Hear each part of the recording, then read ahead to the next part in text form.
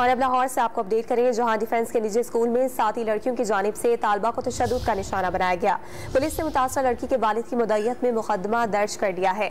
Don news के नुमाइंदे वसीम रियाज से मजीद तफसीलात हासिल करेंगे। वसीम, बताएगा मुतासरा तालबा पर तशद्दुद की क्या वजह बताई गई है? जी देखें, बिल्कुल ये लाहौर का डिफेंस का इलाका है। डिफेंस ए में इस वाक़े का मुकदमा जो है वो दर्ज किया गया है।